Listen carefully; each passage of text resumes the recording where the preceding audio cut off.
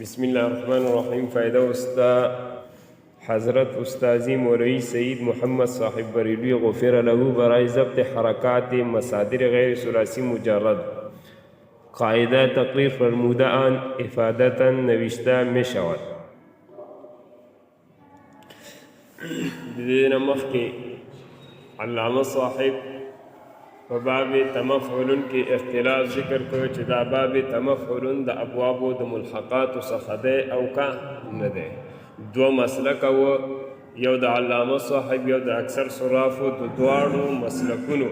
دلایل ذکر شول او د اکثر صرافو د دلیل څخه جواب. علامه صاحب د خپل مسلک او د بعض صرافو د مسلک د اثبات لپاره دو دلیلونه او یو تایید پیش کړ. نونن علامه صاحب فرمائی فائدہ حضرت استازی مقصد د علامه صاحب د دې عبارت نه واخله تر روان باب سیوم پورې وو خبرې ذکر کول دي. اولنې خبره د روان عبارت یا روان قاعده د پاره تمهید به ذکر کی. دویم نمبر خبره قاعده به ذکر کی د غیر ثلاثی مجرد د حرکت بارک د مصادر او د حرکت مبارک. دریم نمبر خبره دفع د یو اعتراض بوکی. څلورم نمبر خبره هم دفع د یو اعتراض. پنځم نمبر خبره قاعده به ذکر کی. شپږم نمبر خبره دفع د یو اعتراض به وکړي. اووم نمبر خبره په ما قبل قاعدې به تفریع وکړي. څو خبرې دي؟ اووه خبرې. اولنۍ خبره څه وه؟ تمهید را روانې قاعدې دپاره. علامه صاحب فرمایي چې زما استاذ محترم به د غیر ثلاثی د مجردو د حرکاتو د یادولو لپاره یو قاعده ذکر کوله. هغه قاعده زه د طالبانو د فائدې لپاره دلته لیکم. نو دا اول نمبر خبره وه. دا اول نمبر خبره علامه صاحب ذکر کوي فائدہ حضرت استاذی زما استاذ محترم مولوی سید محمد صاحب بریلوی. دا د استاذ نوم دی، صحیح دی، مولوی سید محمد صاحب بریلوی غفر له برای ضبط حرکات مصادر غیر ثلاثی مجرد د غیر ثلاثی مجردو د مصادرو د حرکاتو د یادولو لپاره. ضبط نه مراد یادول. برای ضبط حرکات د پاره د یادولو د حرکاتو مصادر غیر ثلاثی مجرد د غیر ثلاثی د مجردو مصادر لپاره قاعده تقریر فرموده آن یو قاعده بیان کړې ده. افادتا نوشته می شود فائدې ورکولو لپاره لیکلی کیږي. قاعده هر مصدر غیر ثلاثی مجرد کې د آخر شتا باشد وفا مفتوح. دویم نمبر خبره څه وه؟ فائده د فائدې نوم دی د غیر ثلاثی مجردو د مصادرو د حرکاتو یادولو قاعده. قاعده مشتمله په 5 جزونو باندې ده. اولنی جز هر هغه مصدر د غیر ثلاثی مجردو چې د هغې په آخر کې تا زایده وي او فا کلمه مفتوح وي، نو د دغې مصدر کې د اول ساکن نه وروسته حرف مفتوح راځي. نو په دغه مصدر کې د اول ساکن نه وروسته حرف څه وي؟ مفتوح وي. لکه فعللتن. فعللتن کې دا ایدې په آخر کې څه ده؟ تا زایده ده. او فا کلمه د دې څه ده؟ مفتوح ده. اول ساکن پکې څه دی؟ دا عین دی، فعلا. نو عین دی، د عین نه بعد چې کوم حرف دی دا پکې څه دی؟ مفتوح. صحیح شو؟ د چې څومره ملحقات بابونه دي، اووه بابونه موږ ویلي. صحیح شو؟ دویم جز د قاعدې دی د غیر ثلاثی مجردو هر هغه مصدر چې په هغې کې د فا کلمې نه مخکې تا زایده وي فا کلمې نه مخکې څه وي تا زائده او فا کلمه متحرک وي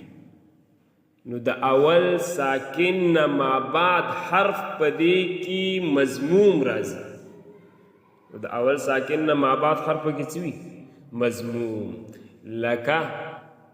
تفعل څنګه دی تفعل کې د فا کلمې نه مخکې څه دی تا زائده ده او فا کلمه په کې څه ده مفتوح ده او د فا کلمې نه وروسته چې کوم عین دی ساکن دی اولنی ساکن دې ساکن نه ما بعد چې دا دوه عینونه دي مدغم دي په دې کې دا دویم عین باندې څه ده ضمه ده مضموم دی صحیح شو دا شان تفعلون دې ملحقات ابواب دریم جز د قاعدې دا دی چې د غیر ثلاثي مجرد هر هغه مصدر چې په هغې کې د فا کلمې نه مخکې تا زائده وي او فا کلمه ساکن وي فا کلمه څه وي ساکن وي نو د اول ساکن نه ما بعد حرف په دې کې مکسور وي اول ساکن نه ما بعد حرف په کې څه راځي مکسور لکه تفعیل کې د فا کلمې نه مخکې څه دی تا زائده او فا کلمه په کې څه ده ساکن ده او دې نه ما بعد حرف چه دی عین دی تصریف کې را ده نو دا په کې څه ده کسره مکسور او څلورم جز د قاعدې دا دی چې د غیر ثلاثي مجرد هر هغه مصدر چې د هغې په اول کې حمزه وصلي وي په ابتدا کې څه راغلی وي حمزه وصلیه راغلی وي نو په دې کې د اول ساکن نه ما بعد حرف مکسور وي د اول ساکن نه ما بعد حرف کې څه راځي مکسور لکه اجتنابون افتعالون په دې با په اول کې حمزه وصلی مکسوره ده او اول ساکن په کې جیم دی اجتنابون کې دې نه ما بعد حرف چې کوم دی تا دا په کې څه دی مکسور دی دا څلورم جز د قاعدې پنځم جز د قاعدې دا دی چې د غیر ثلاثي مجردو هر هغه مصدر چې په د هغې په اول کې حمزه قطعیه وي کوم حمزه وي قطعي نو د دغې په دغې مصدر کې د اول ساکن نه بعد حرف مفتوح راځي دغه مصدر کې د اول ساکن نه ما بعد حرف څه راځي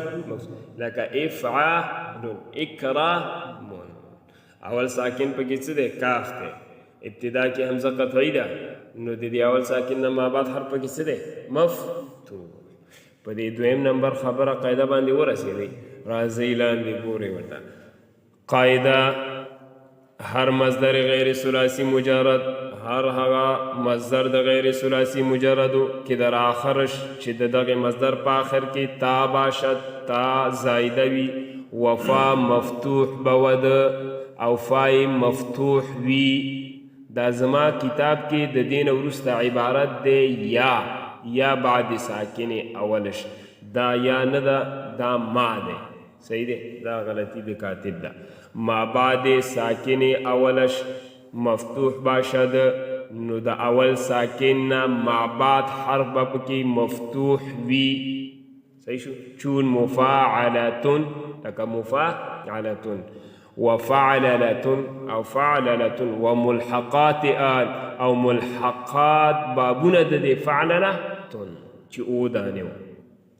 دویم جز د قاعده وهر مصدر مذکور کتا قبل فای آن باشد او هر هغه مذکور مصدر نه څه مراد دی د غیر ثلاثي مجرد مصدر کتا قبل فای آن باشد چې تا مخکې د فا کلمې د هغه نوی وفا مفتوح بود او فا کلمه پکې څه وي مفتوح وي ما بعد ساکن اولش مضموم باشد د اول ساکن نه ما بعد حرف په دې کې مضموم باشد مضموم وي چون تقابل لکه تقابل کې د فا کلمې نه مخکې څه دی تا ده او اول ساکن پکې څه دی الف دی د دې نه ما بعد حرف پکې څه دی مضموم دقه شان تقبلن کې دی با دویمه با پکې څه ده مضموم اوله با پکې ساکن ده هو تسربل وملحقات آن او تسربل تفعلل او ملحقات د دغې باب تسربل چې څو ته و اگر فا ساکن بود دا دریم جز دی د قاعدې که چیرې فا کلمه څه وي ساکن وي نو بیا به څه کیږي د اول ساکن نه ما بعد حرف کې مکسور راځي و اگر فا ساکن بود د فا کلمې نه مخکې تا وي او فا کلمه پکې څه وي ساکن و اگر فا ساکن بود کچری فا کلمه ساکن وی ما بعد آن مکسور باشد ما بعد دغه فا کلمه نه مکسور وی حرف سوی مکسور چون تصریف لکه تصریف ما بعد آن مکسور باشد ما بعد د اول ساکن نه مکسور وی چون تصریف و هر مصدر کې حمزه وصل در ابتدا داشته باشد دا څلورم جز د قاعدې دی څلورم جز څه چې هر هغه مصدر چې په هغې کې څه وي په اول کې حمزه وصلي مکسور وي حمزه وصلي وي نو د دغې مصدر کې د اول ساکن نه ما بعد حرف څه راځي مکسور راځي و هر مصدر دا څلورم جز ذکر کوي علامه صاحب و هر مصدر کې او هر هغه مصدر کې حمزه وصل در ابتدا داشته باشد چې حمزه وصلی په ابتدا کې وي ما بعد ساکن اولش مکسور باشد نو په دې کې به هم د اول ساکن نه ما بعد حرف مکسور وي څه به وي مکسور چون اجتناب و استنصار لکه اجتناب او استنصار و غیر آن او د دین علاوه چې کوم نور مصادر دي جز افعل و افاعل دا دویم نمبر خبره شروع د دې منځ کې چې د دریم نمبر خبره راغله دریم نمبر خبره څه دفع د اعتراض دا دفع د اعتراض علامه کې صاحب کوي چې جز افعل و افاعل کې از فروغ تفاعل و تفاعل اند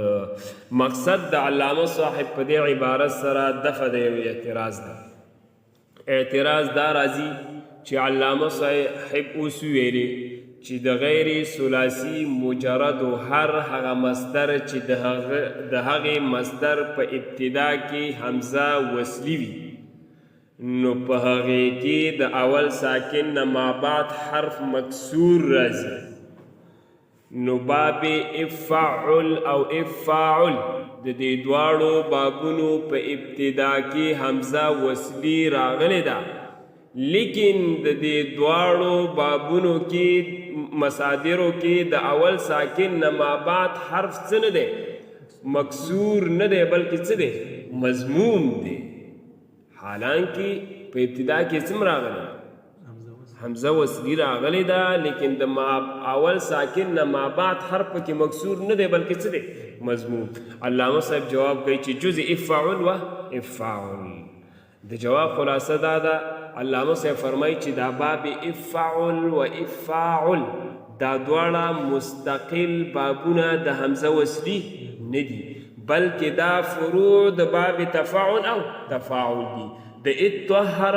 اساقلا قانون د جاری کېدلو نه وروسته دا باب افاعل او افاعل د تفاعل او تفاعل نه جوړ شوي دي دا مستقل بابونه نه دي فروع د چا دي باب تفاعل او تفاعل جز افعل و افعل دا دریم نمبر خبره جز افعل و افعل علاوه د باب افعل او افعل نه کې از فروغ تفاعل و تفاعل ان چې دا فروع د چا دي جوړ کړی شوي د چا نه دي تفاعل او تفاعل نه اصلي از ابواب حمزه وصل نیستن دا اصلي بابونه د ابوابو د حمزه وصلي نه دي اصلي از ابواب حمزه وصلي نیست اصلي د بابونو د حمزه وصلي نه دي هر مصدر کې حمزه قطعی اولش باشد دا څلورم پنځم جز د قاعدې دی پنځم جز د څه دی قاعدې دی منځ کې اعتراض راغی صحیح شو پنځم جز د قاعدې څه و چې هر هغه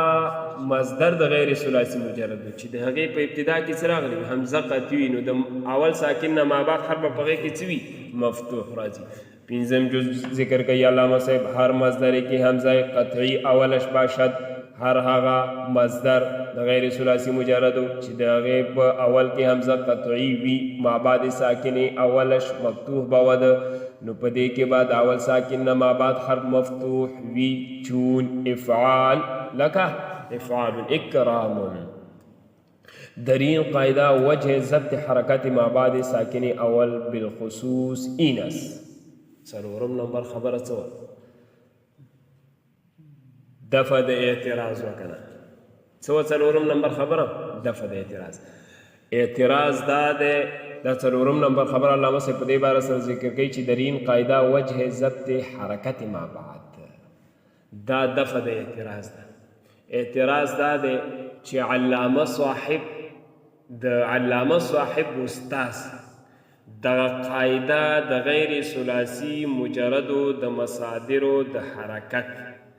د اول ساکن نه ما بعد حرف پورې ولې ساکن خاص کړل دا قاعده د علامه صاحب استاذ د اول ساکن نه ما بعد حرف پورې ولې خاص کړل چې په دې کې به د اول ساکن نه ما بعد حرف څه وي یا به پکې مکسور راځي یا مضموم راځي نو په دې اول ساکن نه ما بعد حرف پورې علامه صاحب دا قاعده ولې خاص کړه نو د هغې وجه علامه صاحب درته فرمایي جواب یې کوي چې دا قاعده د غیر ثلاثي مجردو د مصادرو دا د حرکت د اول ساکن نه ما بعد حرف پورې د دې د وجې نه خاص کړی شوې ده چې اکثر د خلکو نه غلطي په همدغې اول ساکن نه ما بعد حرف کې واقع کېږي اکثر د خلکو نه غلطي په کوم ځای کې راځي همدغې د اول ساکن نه ما بعد حرف کې ترېنه راځي خاص کر د باب افتعال په مصدر کې اکثر خلک په دې کې د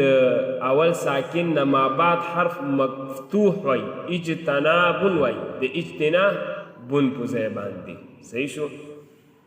په دې جواب باندې پوه شولې دارنګې د مفاعله ده که نه اول ساکن نه ما بعد حرف کې څه راځي مفتوح دوی څه وایي مفاعله صحیح شو مفاعله نو اکثر د خلکو نه غلطي چېرته واقع کېږي د اول ساکن نه ما بعد په دې حرف کې نو د دې د وجې نه د علامه صاحب استاذ دا قاعده د اول ساکن نه ما بعد حرف پورې څه کړله خاص کړله راځه درین قاعده څلورم نمبر خبره علامه صاحب دفع د اعتراض چې درین قاعده وجه ضبط حرکات چې په دې قاعدې کې وجه ضبط حرکات د حرکت د یادولو وجه ما بعد ساکن اول د اول ساکن نه ما بعد حرف پورې بالخصوص خاص کول د دې قاعدې وجه اینس د دې وجه څه ده دا ده د اول ساکن نه ما بعد حرف پورې د دې قاعدې خاص کولو وجه دا ده چې خطا د تلفظ بهمین حرف چې غلطي په تلفظ کې د خلکو نه بهمین حرف په همدغه حرف کې د اول ساکن نه ما بعد حرف کې بیشتر از مردم واقع می شود اکثر د خلکو نه په دې کې څه کېږي واقع کېږي اکثر مناسبت و دیگر مصادر مفاعلت او نورو مصادرو د باب مفاعله را بکسره عین په کسرې د عین سره وي مناسبت وي و اجتناب را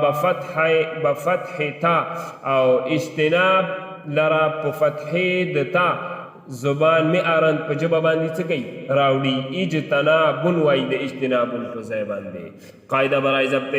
حرکت عین مضارع معلوم پنځم نمبر خبره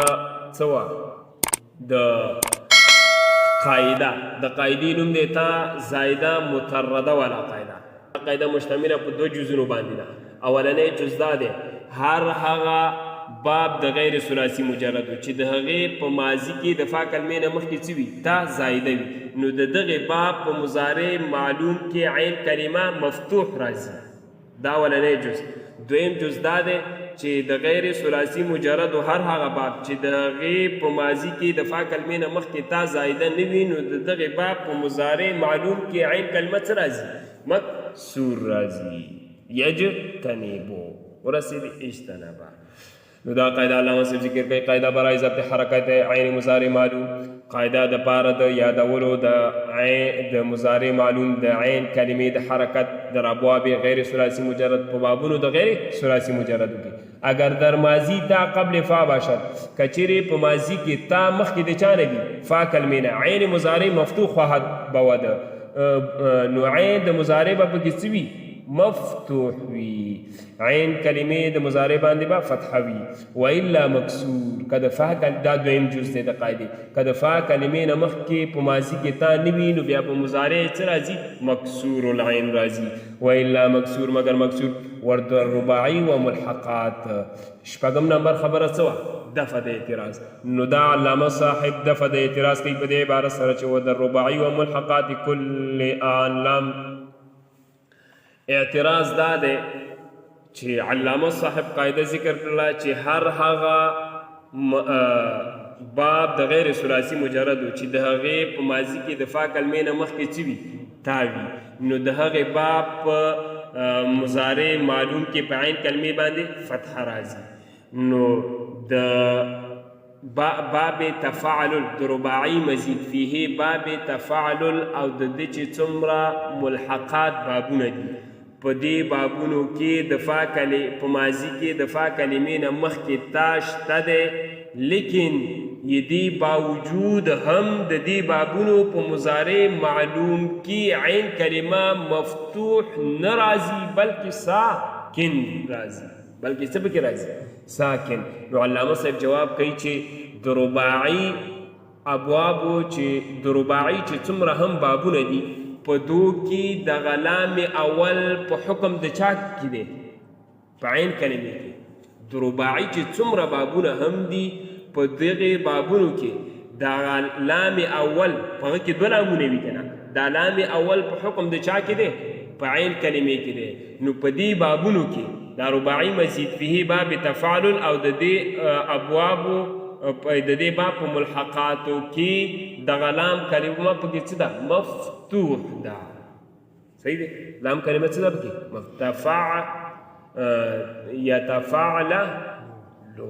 لام کلمه څه ده مفتوح یتدحرجو وای دا شپږم نمبر خبره ده په د اعتراض علامه صاحب کوي وایي چې و د رباعي په رباعي بابونو کې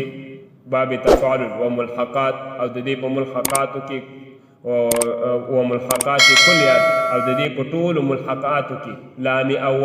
اولنی لام و هر حرف کې بجای آن باشد او هر هغه حرف چې د دغې لام کلمې په چا باندې وي په ځای باندې وي حکم عین داره د حکم د چا لري عین کلمې لري نو په دې بابونو کې عین کلمه څه ده مفتوح ده بس در تفاعل دا بعضې هغه کې چې د کتابونو کې پس نشته دا ورسره ولیکئ پس در تفاعل دا اوم نمبر خبره اخرنی ده تفریق کوي په ما قبل قاعدې باندې نو علامه صاحب فرمایي د درې بابونو په مضارع معلوم کې کلمه مفتوح راځي چې هغه درې بابونو نه یو باب تفاعل دی دویم تفعل دی او دریم تفعل دی د ما قبل آخر نه چې کوم حرف دی په دغه درې بابونو کې څه راځي مفتوح راځي او د دین علاوه چې څومره نور بابونه دي د هغې بابونو په مضارع معلوم کې ما قبل آخر پکې څه راځي مکسور راځي نو دا شپه اوم نمبر خبره علامه صاحب ذکر کوي بس در تفاعل بس په تفاعل و تفاعل او تفاعل و تفاعل او په تفاعل کې و در ملحقاتش او د دې باب تفاعل په ملحقاتو کې ما قبل آخر در مضارع معلوم مفتوح باشد ما قبل آخر په مضارع معلوم کې مفتوح وي و در جمله ابواب او په باقي ټولو ابوابو کې مکسور څه راځي مکسور راځي که دغه ما قبل آخر در مضارع معلوم مفتوح باشد که دغه قید علامه صاحب په قاعدې کې لګولی و دا اعتراض بیا پرې څه کېده نه راته که دا قاعده یې داسې ویلې وه چې هر هغه باب د غیر ثلاثي مجرد چې د هغې په ماضي کې د فا کلمې نه مخکې څه وي تا زایده وي نو د دغې باب په مضارع معلوم کې به ما قبل لآخر څه وي مفتوح څه وي مفتوح که دا قید علامه صاحب لګولی و په قاعدې کې ما قبل آخر بیا اعتراض پې نه راته صحیح دی